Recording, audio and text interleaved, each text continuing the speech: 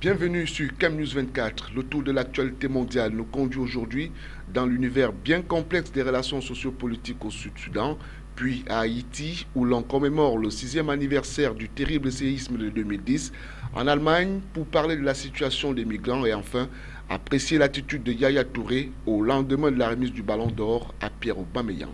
Et pour décrypter ces menus fort alléchants, j'accueille Ghislain Kougan. Bienvenue sur le plateau d'International. Au plaisir, Donald. Au Soudan du Sud, le président Salva Kiir a nommé 50 députés issus de la rébellion. Il a aussi accepté de partager avec cette dernière plusieurs portefeuilles ministériels, respectant ainsi l'accord de paix signé à la fin du mois d'août 2015, 2 ans après le début d'une guerre civile sanglante. Alors, Ghislain, est-on en passe de mettre un terme à cette guerre qui n'a fait que trop durer? Disons qu'il est difficile aujourd'hui d'affirmer tout de go que l'on soit en train de mettre un terme à cette guerre civile qui a déjà fait plusieurs dizaines de morts. Mais je pense que ce n'est pas la première fois que l'on signe un accord de paix et ce n'est pas la première fois que l'on a droit à des déclarations de bonnes intentions, mais que sur le terrain, il n'y a toujours pas une réalité qui se matérialise à travers notamment l'observation des cahiers des charges afférents justement à l'accord de paix. Mais je pense qu'on a franchi un palier ici. Pourquoi? Parce qu'on a très bien suivi la menace des États-Unis, Washington, qui est quand même ici le parrain, notamment du Soudan du Sud. C'est Washington qui a encouragé le Soudan du Sud à réclamer, voire à obtenir la partition, à obtenir de se démarquer du Soudan tout court.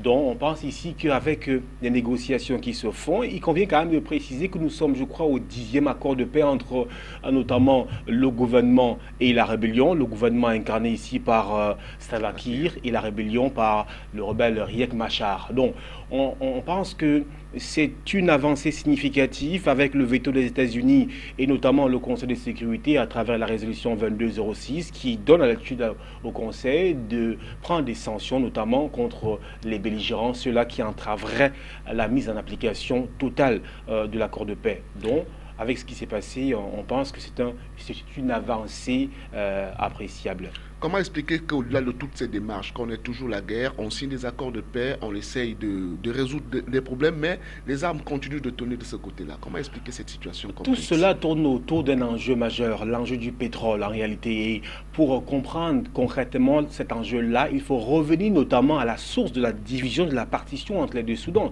La question centrale au Soudan aujourd'hui, c'est une question liée intimement au pétrole notamment. Vous savez très bien que Khartoum, qui est le premier Soudan, a l'oléoduc, c'est-à-dire que les tuyaux par lesquels on peut acheminer les voies le pétrole, alors que Juba, Soudan du Sud aujourd'hui, a la plus grande partie des réserves pétrolières. Donc c'est autour du pétrole que la question se pose et il convient d'indiquer que les zones qui accueillent les combats aujourd'hui sont des zones pétrolifères. D'ailleurs, à cause des combats qui se font sentir entre, d'une part, le gouvernement, le pouvoir incarné par Salva Kiir et la rébellion par Riek Machar, il y a que l'exploitation du pétrole a réduit notamment de 15%. Avant la partition du Soudan, on exploitait jusqu'à 600 000 barils de pétrole par jour. Aujourd'hui, ce n'est plus le cas. Pourquoi? Parce que la guerre, la bataille, elle est stratégique, c'est notamment pour le contrôle du pétrole. Alors, ces dernières nominations effectuées par Salva Kiir sont-elles de nature à satisfaire la rébellion?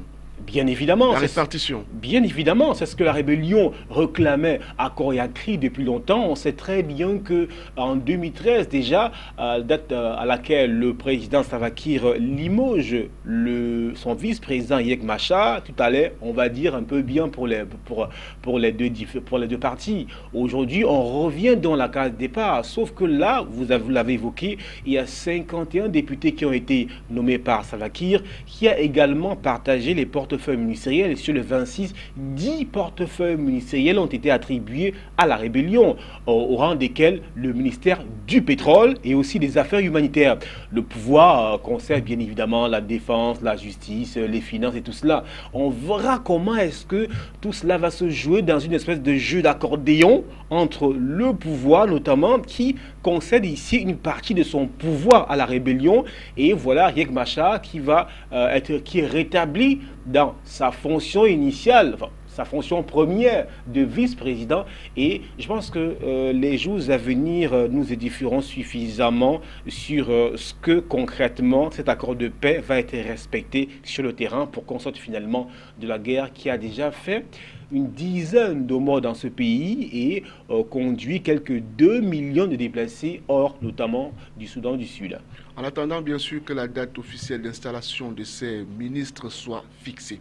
On va passer à autre chose. Nous nous rendons à présent à Haïti pour parler de la commémoration du séisme de 2010. Justement, le 12 janvier 2016, qui marque le 6e anniversaire du terrible séisme de 2010, a été déclaré journée de commémoration et de réflexion dédiée à la mémoire des victimes de la catastrophe qui a fait 300 000 morts. 300 000 morts. Concrètement, quelles sont les restrictions à observer par les Haïtiens pour mettre en relief cette commémoration?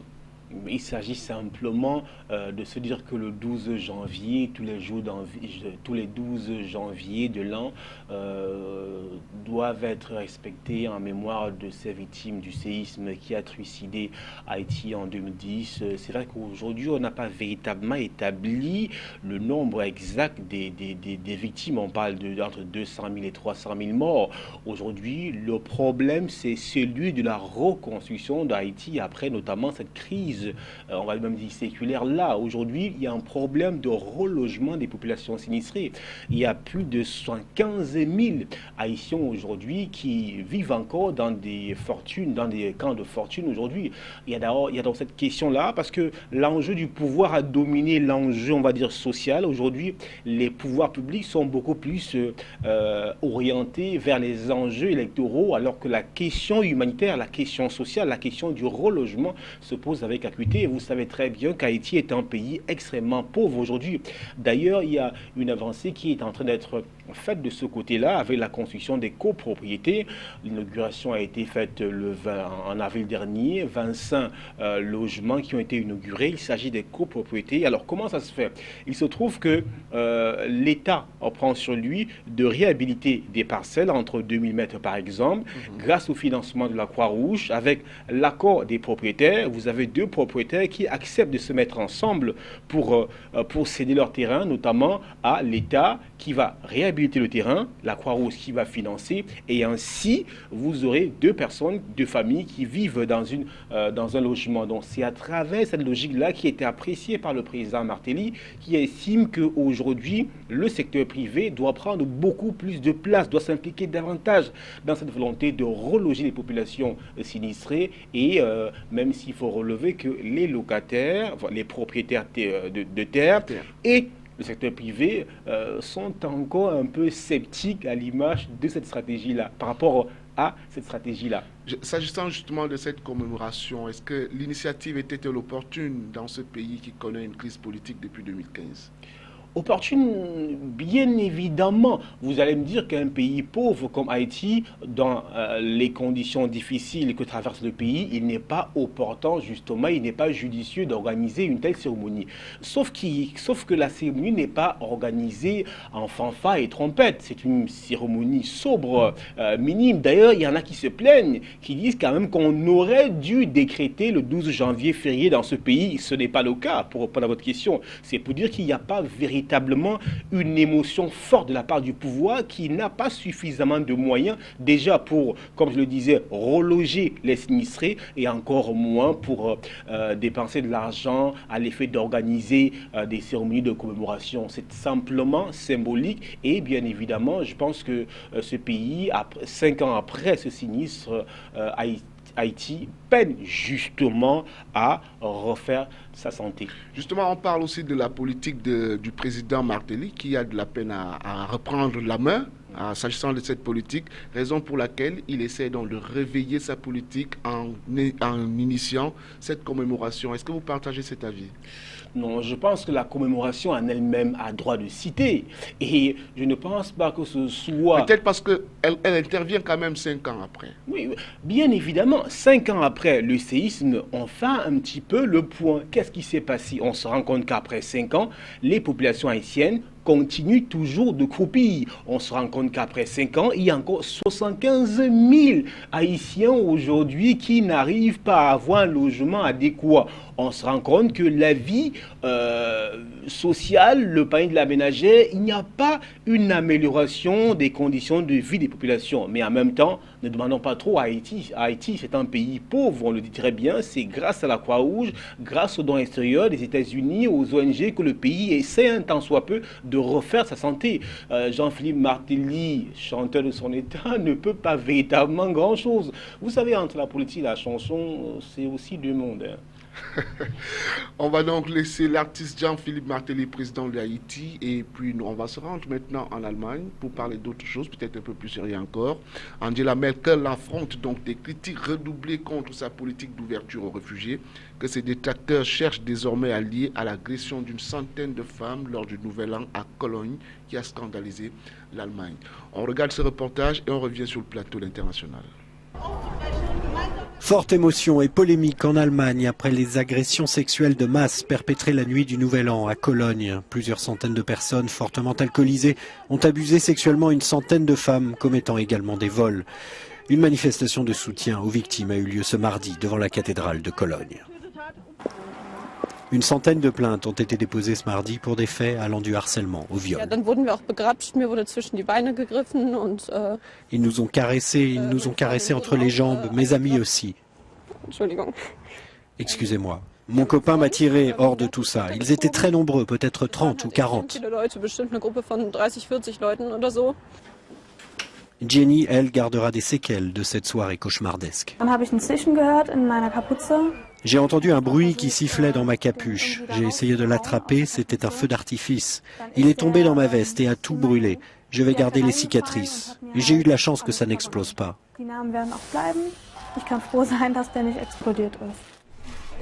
Témoins et police parlent d'agresseurs de type nord-africain. La question des réfugiés, dès lors, n'a pas tardé à ressurgir. La maire de Cologne a tenté de désamorcer la polémique. Il n'existe pas d'indication que des gens impliqués dans ces agressions aient reçu un hébergement comme réfugiés à Cologne. La chancelière allemande Angela Merkel a réagi, elle aussi, parlant de son indignation face à des actes de violence insupportables. Alors, à bien écouter ce reportage, on a envie de savoir si la chancelière serait victime de sa position politique sur la question migratoire. Bien évidemment, victime, c'est un peu trop dit. Je pense qu'elle est en train d'observer, de subir un revers, une autre façade de sa politique d'intégration. Pas victime, je ne pense pas. Il s'agit un peu des revers, notamment de cette politique d'intégration qui fait aussi aujourd'hui le bonheur de l'Allemagne. Il convient de préciser que sur le plan européen, c'est cette politique d'intégration, d'accueil des migrants qui donne aussi beaucoup d'allant, beaucoup de poids à l'Allemagne. Donc aujourd'hui, il faut bien sûr que l'Allemagne puisse assumer les conséquences néfastes de cela. Ce n'est pas pour dire qu'on encourage la situation qui se présente. Mais je pense également qu'il faut comprendre que l'Allemagne tire véritablement profit de cette intégration-là. Plus d'1,3 million migrants réfugiés ont été accueillis en Allemagne en 2015 et justement l'Allemagne d'ailleurs, Merkel l'a relevé, les réfugiés sont une chance pour demain. Ça veut dire qu'elle sait très bien qu'avec la population allemande qui est vieillissante, voilà, les réfugiés constituent une sorte d'oxygène pour venir donner un nouveau souffle à la population allemande qui est vieillissante. Donc la question maintenant qui se pose, c'est qu'avec ce qui se passe, au départ, les Allemands étaient beaucoup plus accueillants par rapport à ceux qui venaient des réfugiés. Aujourd'hui, avec ce que vous avez indiqué dans ce reportage, notamment une insécurité galopante, les Allemands s'interrogent. Est-ce que ceux qu'on accueille chez nous ne sont pas ceux-là qui viennent violer nos femmes, poser des actes indécents? D'ailleurs, 19 personnes ont été interpellées et ils seraient pour la plupart d'origine nord-africaine. Ça pose donc une question, un problème, et donc les Allemands s'interrogent sur leur politique d'ouverture à tout va. Et justement, les Allemands, si les demandeurs d'asile ou des réfugiés se livrent à de telles agressions, devrait-on mettre immédiatement fin à leur séjour en Allemagne, comme l'exige le CSU? Je ne pense pas que ce soit une bonne alternative parce qu'on le veut ou non, l'Allemagne a besoin notamment de ces réfugiés. Il convient, comme l'a précisé un des leaders allemands aujourd'hui, de limiter ou alors de ralentir l'afflux massif des réfugiés syriens en Allemagne, histoire de permettre à ceux qui y sont déjà de s'intégrer suffisamment et profondément dans la société allemande. Aujourd'hui, il y a un afflux considérable. Pourquoi? Parce qu'il y a ceux qui sont déjà en Allemagne. On vous fait la confidence, ou alors on révèle qu'en 2015, il y a eu plus d'1 million. Alors, il convient de laisser le temps à ces 1 million de s'intégrer. Mais là, vous êtes face à une situation préoccupante où vous avez des réfugiés syriens qui arrivent, on parle des réfugiés, 3 000 à 4 000 réfugiés par jour. Alors, à ce rythme-là, en 2016, on aura encore 1 million en fin d'année. Ça va être difficile de les gérer. Et si parmi ces réfugiés, il y a des djihadistes, des délinquants, ça se complique encore pour l'Allemagne qui aujourd'hui va se sentir meurtrie, va se sentir terrorisée. D'ailleurs, pour ce qui est de l'attentat survenu à Ankara, en Turquie, on relève que la plupart des victimes sont des Allemands. Donc aujourd'hui, les Allemands sont véritablement en train de réfléchir sur la meilleure approche pour juguler justement l'afflux massif des migrants et surtout des réfugiés. L'afflux migrant des réfugiés en Allemagne s'explique tout de même, vous l'avez dit tout à l'heure, il y a un problème de main-d'œuvre. Mais maintenant, est-ce que ces réfugiés sont qualifiés pour peut-être les industries allemandes qui ont justement besoin de main-d'œuvre? Non, l'Allemagne aujourd'hui a une politique de suivi. La plupart qui arrivent ne sont pas qualifiés, mais il y a une formation qui leur est accordée pour leur permettre justement de s'intégrer dans le tissu social. Prenons par exemple, il y a un cas qui marche bien en Norvège par exemple. Quand les migrants arrivent, on accueille les migrants, on les met à l'école du civisme, des codes de bonne conduite, un ensemble de choses pour que ces migrants-là comprennent comment est-ce que la société norvégienne vit. Peut-être qu'il faudrait que les Allemands puissent pas simplement intégrer cela parce que c'est fait, mettre beaucoup plus d'accent sur le volet rééducation, sur le volet, je sais pas moi, une façon de permettre à ceux qui arrivent de comprendre les habitudes, les modes opératoires, les modus vivendi aussi, qui ont cours et doivent être cités en Allemagne pour éviter ce genre de dérive. Je pense que les jours à venir vont nous édifier suffisamment sur la politique d'Angela Merkel qui est un peu dos au mur. Et si elle n'arrive pas à gérer cette situation compliquée, elle va perdre véritablement parce que c'est justement sur la question des migrants, sur la façon de gérer les migrations, le mouvement migratoire en Allemagne, parce que l'Allemagne aujourd'hui a quand même 4,5% du taux de chômage, c'est le taux de chômage le plus bas en Europe. La Grande-Bretagne, c'est 5,4%. Vous voyez très bien qu'avec 4,5% de taux de chômage, l'Allemagne aujourd'hui est la superpuissance européenne.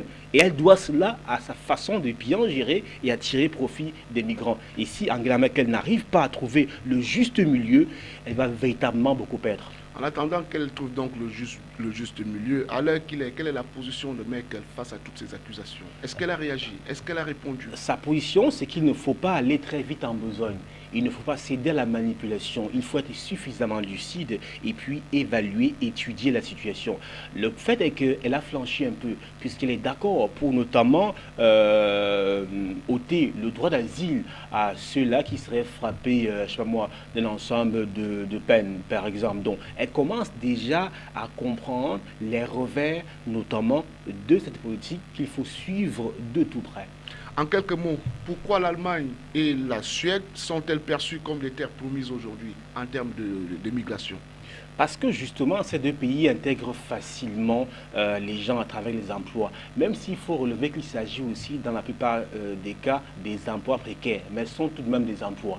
On précise par exemple ou dans le Royaume-Uni que la plupart d'emplois, vous pouvez perdre facilement vos emplois. Mais ce qu'on n'indique pas, c'est les Français qui le disent, c'est que vous pouvez aussi facilement trouver un emploi. Donc, il est plus facile pour vous de perdre, il est quand même plus facile pour vous d'en trouver. Et c'est pourquoi vous verrez que la destination prisée, qu'on le veut ou non aujourd'hui, des Africains, des Syriens, je sais pas moi, des Afghans, des Libyens, c'est le Royaume-Uni aujourd'hui, c'est aussi l'Allemagne, parce que ces deux pays intègrent suffisamment, c'est aussi la Norvège, parce qu'il y a une politique qui est mise sur pied pour accueillir, amener les réfugiés à s'intégrer aussi facilement et aisément dans la société.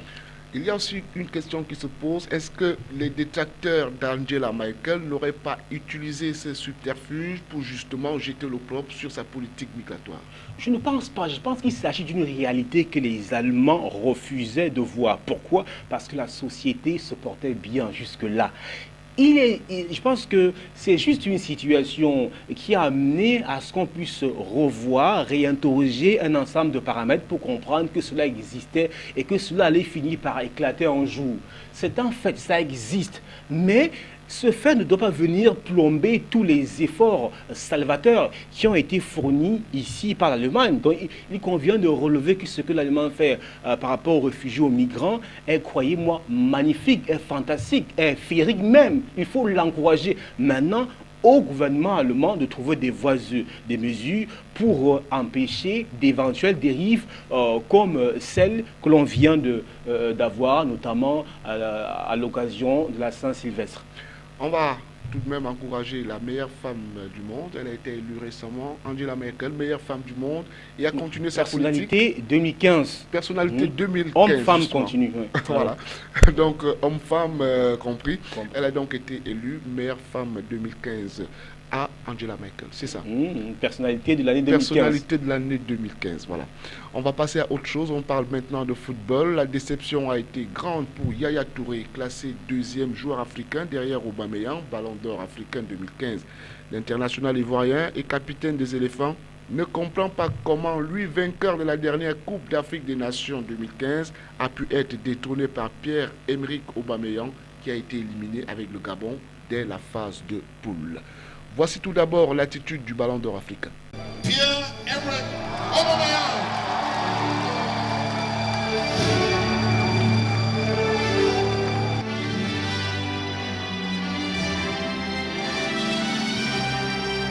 C'est sûr, je suis très heureux et très content. Je suis quelqu'un qui ne pleure pas souvent, mais là c'était vraiment beaucoup d'émotions. Tu sais, quand tu es à côté de joueurs comme Yaya Touré et André Ayew, c'est une fierté de gagner ce trophée devant eux, parce que ce sont des très grands joueurs que j'admire évidemment beaucoup. Alors c'est sûr qu'il va falloir que je travaille énormément, que je travaille beaucoup. Et bien sûr, je sais que je peux avoir les qualités pour être là encore l'année prochaine. Mais ça demande beaucoup de travail et voilà, beaucoup de sacrifices aussi. Voilà, Yaya Touré, expression d'une déception ou manifestation de la mauvaise foi? Expression d'une déception, évidemment, puisqu'il estime que le ballon d'or aurait dû lui être remis. Manifestation d'une mauvaise foi, ça dépend, à chacun de voir.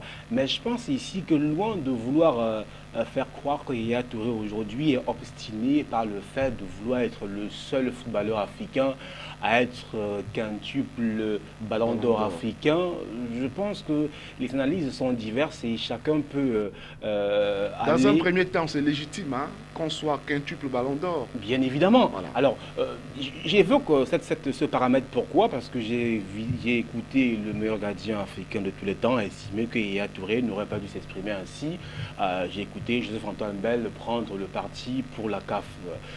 C'est son opinion à lui. Moi, je suis totalement opposé à la vision de Joseph-Antoine Bell qui pense que parce que Yaya Touré s'est plaint, il n'aurait pas dû, parce que s'il faut aller dans la logique de Yaya Touré n'aurait pas dû être ballon d'or 2013. Pourquoi? Parce que c'est le Nigeria qui a remporté la Coupe d'Afrique des Nations. Sauf que le Nigeria l'a remporté, bien évidemment, mais avec John Obi Mikel, dont il énonce les compétences, il n'avait pas été aussi flamboyant pour qu'on puisse estimer qu'il aurait dû être ballon d'or. Donc Yaya Touré avait étalé de toute sa classe, non simplement à cette Coupe d'Afrique, même si la Côte d'Ivoire ne l'avait pas remportée, et également sur le paramètre européen. Donc la Coupe d'Afrique, une année où la Coupe d'Afrique est disputée, je pense que la Coupe d'Afrique compte pour beaucoup, plus de, on va dire 70-75%, mais la Coupe d'Afrique n'est pas le seul élément. Mais je pense simplement que c'est flagrant. Pourquoi est-ce qu'on donne beaucoup d'écho? D'ailleurs, je tiens à préciser que Ayew Pelé, lui aussi, a critiqué dans la foulée le ballon d'or de Pierre-Emerick Aubameyang. Alors, on va aussi taxer Ayew de mauvaise foi. Les arguments brandis par Ayew sont des arguments valables pour les uns et pas suffisamment évocateurs pour les autres. Mais je pense que la question se pose. J'aurais compris. Ou alors, il faut créer un ballon d'or des joueurs africains évoluant à l'étranger. Puisque Pierre-Emerick Aubameyang s'est distingué où? En 2015. À l'étranger, parmi les meilleurs joueurs. Mais sur le continent africain, vous l'avez précisé vous-même, à bon escient, bien évidemment, il est sorti au premier tour de la Coupe d'Afrique des Nations. Il a été nul, tout simplement. Parce qu'on l'a attendu, il n'a rien fait avec le Gabon. Mais voilà que quelqu'un qui n'a rien fait avec le Gabon a été auréolé du titre de ballon d'or africain, joueur africain de l'année, simplement parce qu'il a fait une performance remarquable sur le plan européen. Peut-être pour renforcer votre point de vue et peut-être celui de Yaya Touré aussi, il dit ceci, la FIFA, même avec toutes les histoires de corruption, ne ferait pas ça. Estime donc Yaya Touré. C'est dit que la corruption a aussi fait son lit à la CAF. Je ne sais pas s'il faut parler de correction, mais je pense qu'il faut parler d'indécence, à mon avis. Je pense que Yaya Touré méritait bien son 5e ballon d'or européen. Mais Pierre-Emerick Aubameyang, on peut comprendre que Yaya Touré, ayant déjà eu 4 fois le ballon d'or, on estime qu'il faut changer un peu, donner à Pierre Aubameyang. Pourquoi? Parce qu'il y en a certains qui défendent Pierre-Emerick, parce que ceux-là ont des acquaintances avec le Gabon aujourd'hui, qui est un pays émergent. On estime que non, il faut défendre tout cela à tout prix et à tous les prix. Est-ce que Pierre-Emerick Aubameyang mérite son ballon d'or?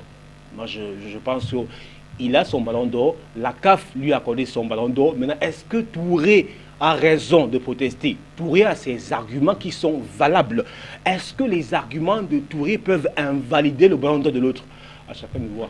Alors justement, ce serait peut-être harassant d'interroger ici les critères qui amènent peut-être à l'attribution du ballon d'or. Est-ce que quelques critères? Je pense que les critères, c'est que quand il s'agit d'une compétition, lorsque il s'agit d'une année où la Coupe d'Afrique des Nations a lieu, la Coupe d'Afrique des Nations doit peser pour beaucoup dans la balance. Il se trouve qu'ici, Pierre-Emerick Aubameyang n'a pas pesé beaucoup dans la balance en 2015 pour ce qui est de la Coupe d'Afrique, puisqu'il est sorti le grand matin. Il était très attendu, il a très bien déçu tout le monde. Maintenant, est-ce que c'est au vu des compétences remarquables de ce footballeur, notamment en Allemagne, qu'on doit lui attribuer le ballon d'or africain? Non, qu'on lui attribue le ballon d'or du meilleur joueur, le ballon d'or africain des footballeurs évoluant à l'étranger. Alors, d'aucuns estiment que le propos du footballeur ivoirien déshonore l'Afrique, pourtant pourvoyeuse de joueurs aux différents championnats européens. Partagez-vous cet avis? Pas du tout. Admettez par exemple que le ballon d'or européen soit attribué cette année à Cristiano Ronaldo en lieu et place de Léo Messi. C'est une approche que Yaya Touré a eu. Justement, Messi qui a remporté la Ligue des Champions, la Coupe des clubs, le championnat et tout ceci, qu'on attribue son ballon à Cristiano Ronaldo qui lui n'a rien remporté du tout. Bon, il a été sous les deux européens. Mais il dit, Yaya Touré, peut-être vous n'avez pas clairement répondu à ma question, il a déshonoré l'Afrique à travers ses propos? Je ne pense pas. Pourquoi est-ce qu'on estime qu'attirer l'attention sur une situation préoccupante? Non, c'est appeler les âmes sensibles, appeler les dirigeants à ne plus faire ce genre d'erreur. Il s'agit d'une erreur peut-être du point de vue de Touré, et je pense que quand on suit les arguments qui vont avec, en 2013 par exemple, lorsque la Zambie remporte la Coupe d'Afrique, et Yaya Touré, ballon d'or africain, on sait très bien, parce que bon, voilà, il le méritait. Après, vous avez 2015 également, non, 2013 je crois, c'est le Nigeria qui remporte la Coupe d'Afrique, je crois en 2012, voilà, la Zambie remporte et Yaya Touré, ballon d'or. 2015, il se trouve que c'est la Côte d'Ivoire qui remporte la Coupe d'Afrique des Nations avec un Yaya Touré flamboyant. On a vu Cameroun-Côte d'Ivoire. Et Yaya Touré, c'est l'artisan, c'est l'âme notamment de cette Côte d'Ivoire en 2015. Et en plus de ça, Yaya Touré est performant avec Man City. C'est l'homme de Manchester City. Il est même parfois capitaine dans ce club. Alors, je pense que si on conjugue toutes ces performances-là, Yaya Touré, bien évidemment, mérite amplement son 5e ballon d'or. Mais je ne veux pas remettre en question les décisions de la CAF. On ne remettra pas en question les décisions de la CAF, ce d'autant plus qu'il y a des échéances qui arrivent. Peut-être que cette fois-là, Yaya Touré aura donc son ballon d'or. Tout est dans la performance et la continuité. Juste là, merci d'avoir accepté l'invitation de CAMnews 24 et particulièrement d'International. Au plaisir, Donald. Ce fut un plaisir d'être avec vous, mesdames, messieurs. Restez sur CAMnews 24. Nos programmes se poursuivent.